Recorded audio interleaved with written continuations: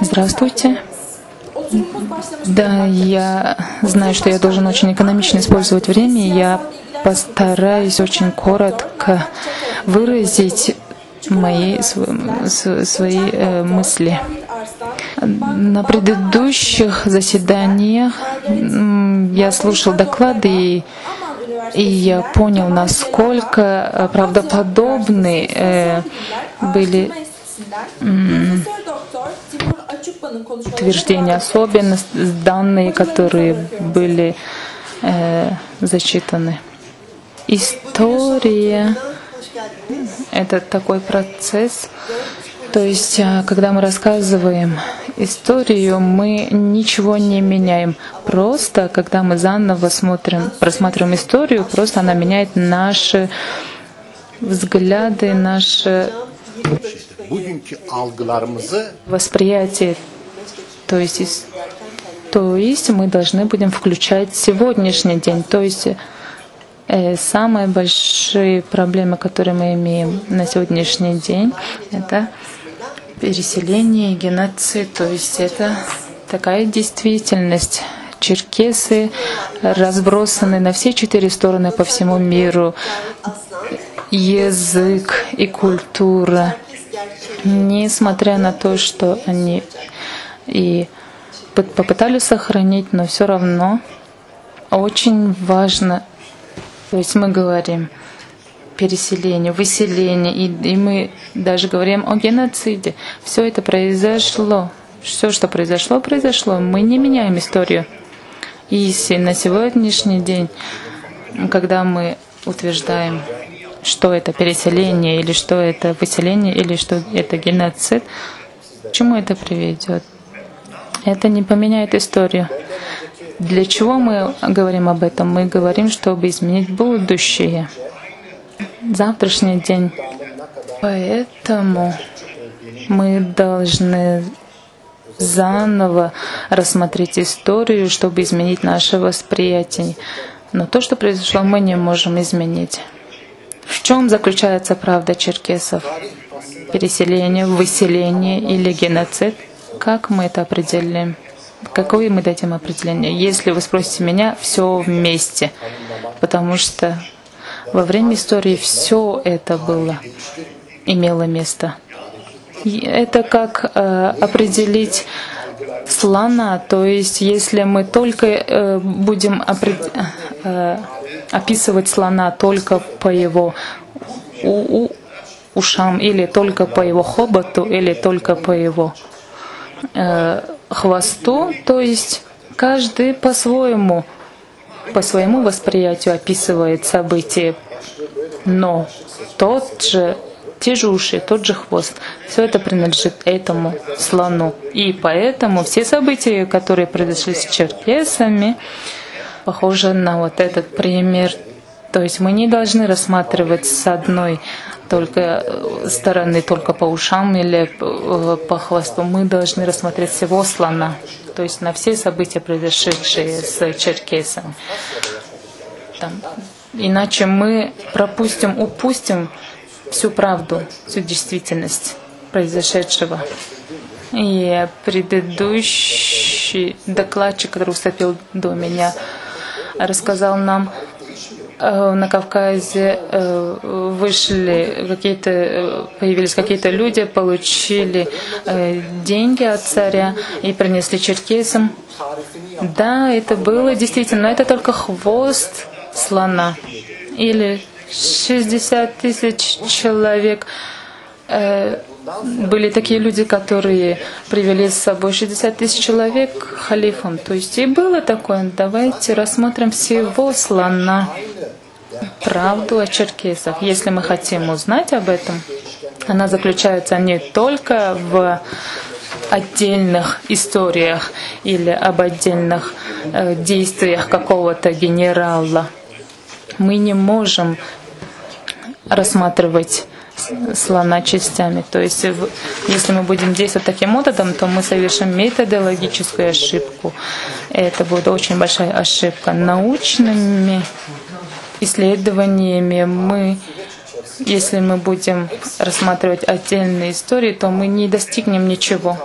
Я говорю, что все это имело место, то есть и хвост есть, и слоны, и также есть действительность, правда о том, что черкесы сейчас разбросаны по всему миру, и всему это виной являются русские. То есть движение русских на Кавказ. И во время реализации своих планов они провели очень много разных действий. То есть есть и переселение.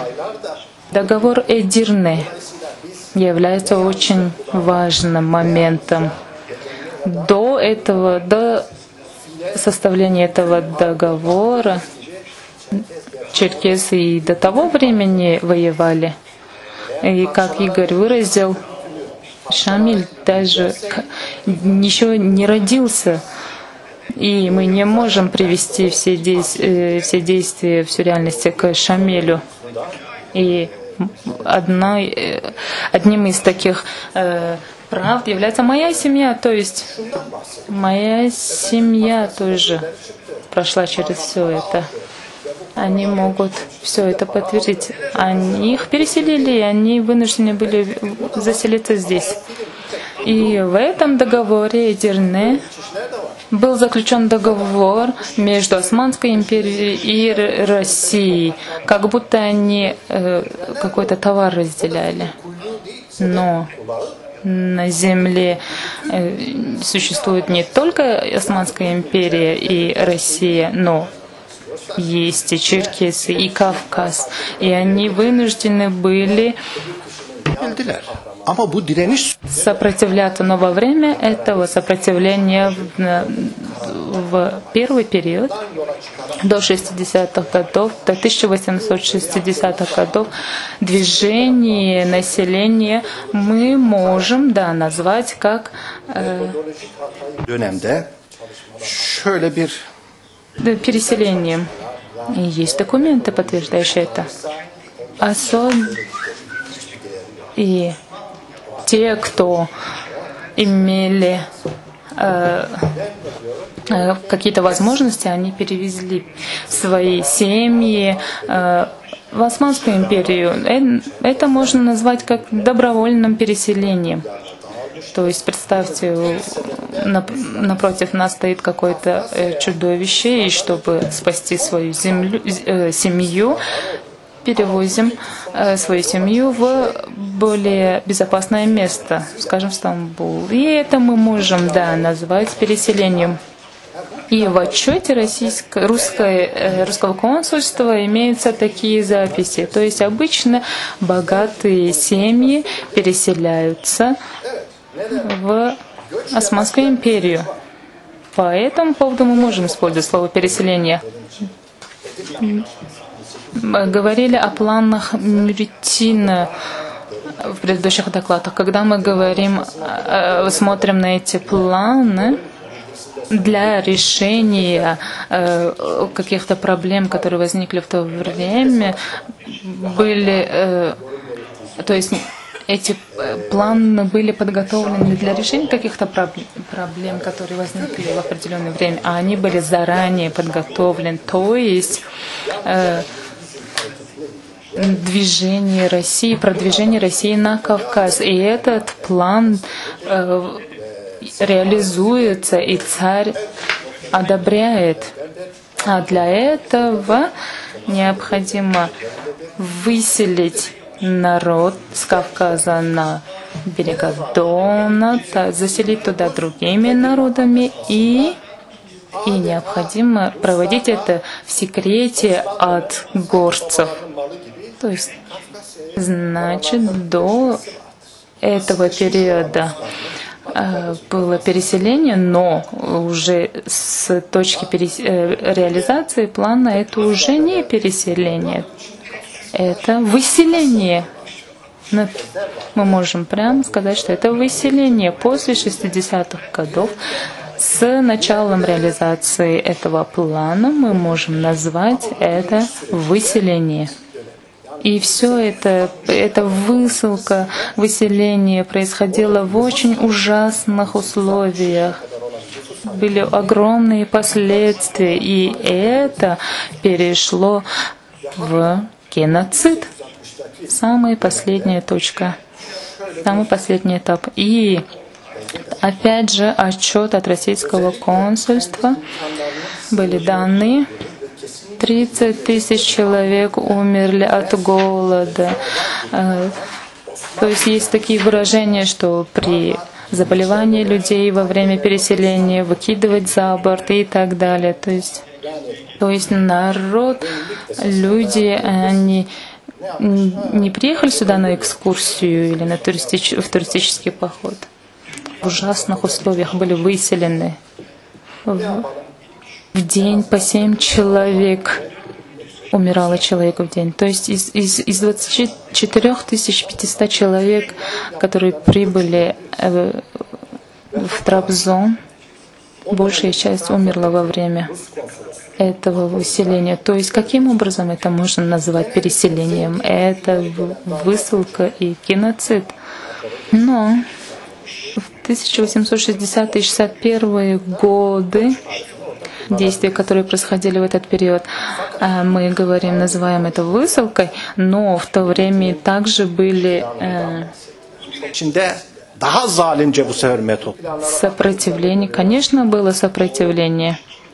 И поэтому и после этого периода действия, которые были использованы в те времена, мы можем назвать настоящим геноцидом. И нам рассказывали, каким образом был действительно геноцид. В дневнике одного военного говорится, войско двигалось к реке с двумя линиями. С левой стороны левая линия сожгла деревню. Одна семья убежала в лес, и войско за 2 дня всю территорию, начиная от леса до берега реки, сожгли все деревни полностью. И в Кавказской комиссии наши докладчики нам рассказывали об этой комиссии, говорили о том, что черкесские земли захотели, государство захотело забрать у черкесов. По-другому это назвать нельзя, и мы называем все те действия, которые были использованы, геноцидом. Это определение. Давайте посмотрим, что это за определение. Лемке. Он составил это определение на основе геноцида, проведенного нацистами против евреев. То есть это не важно, это не говорится о том, что нужно в один момент полностью уничтожить огромные массы людей, то есть загнать их в газовые комнаты, или я говорю о том, что имеются другие методы, то есть уничтожить социальные и жизненные условия одного народа, впоследствии которого может исчезнуть народ. То есть не обязательно брать какие-то определенные методы. И наши докладчики уже говорили о таких планах. Да, и множество документов сейчас можно прочитать, уже найти. Также уничтожение языка, культуры, религии, свободы, здоровья, условий для проживания — все это является геноцидом. То есть это не значит положить кого-то в газовую комнату. То есть это уничтожить просто условия для нормального проживания народа. Это является тоже геноцидом. То есть в Убыхе не говорят же, не сказали же, что вот мы 100 лет жили в качестве, как в Убыхе, а потом сегодня я принял решение, я больше не буду в Убыхе. Не бывает такого. В 1860-е и 64-е годы все, что произошло с черкесами, можно назвать геноцидом. И нам необходимо наше восприятие сконцентрировать на этом. То есть это не уши и хвост слона, это сам слон. И в этих военных документах, которые я привожу, можно увидеть. Война — это мы продвигаемся шаг за шагом, очищая эти земли от черкесов. И мы за короткий период сжигали деревни и семьи, народ, который проживал на этих землях, сразу же передавался казакам, и они подвергались выселению в Османскую империю. Мы видели даже игрушки, которые бросили дети в торопях, покидая свои земли, свои дома. И что все это прочитав, мы можем назвать это переселением. То есть там были оставлены недоеденные каши на столе. Это переселение. И также каковы условия геноцида. Один из докладчиков также говорил об этом. И даже Берша описал это. Будь то христиан, будь то мусульманин, будь то атеист. И если даже те, увидев их состояние, они упадут на колени. Русские отнеслись и к черкесам как к животным, и под дождем, зимой, под снегом. Люди были брошены без одежды, без еды, без жилья. Дети, оставшиеся без родителей, плачут, и дети на груди умершей матери ищут грудь, чтобы покушать. Тысячи людей умирают на глазах, и такие картины очень часто встречаются. И что это мы можем назвать переселением? И в итоге, если мы коротко сделаем резюме, то получается империалистическая политика России многие годы очень плохо отнеслись к черкесам. Черкесы 21 мая 1861 года потерпели поражение в войне за свою независимость и стали жертвами настоящего геноцида. И 21 мая является названием этой трагедии. Эти исторические события сыграли очень негативную, отрицательную роль в жизни, в судьбе народа черкесов. Политика русского царя сыграла огромную негативную роль в судьбе одного целого народа, в результате которого один народ был разбросан по всему миру, и до сих пор они находятся под опасностью полного вымирания и исчезновения. И это является геноцидом, это не переселение. Царское правительство оно запланировало заранее и реализовало план по выселению, по геноциду одного народа. И то, что пережил народ черкес, оно bir yana sürgün kavram bile zayıf kalır. Ancak soykırım katliamdır bunun karşılığı. Kaldı ki resmi Rus противоречит правам народа, человека. В XIX веке вот переселение народа, который так называемый, это не переселение, это геноцид. И, к сожалению, на международном уровне, на международной арене не имеет никакой огласки. И большие потери и культурные, и материальные, и земельные, и человеческие потери каким образом будут восполнены? Так и черкесский народ был подвержен геноциду 2 раза. Черкесы, коротко говоря, только я говорю, может быть так, что они не любят нас, но черкесский народ не будет просто так стоять перед геноцидом.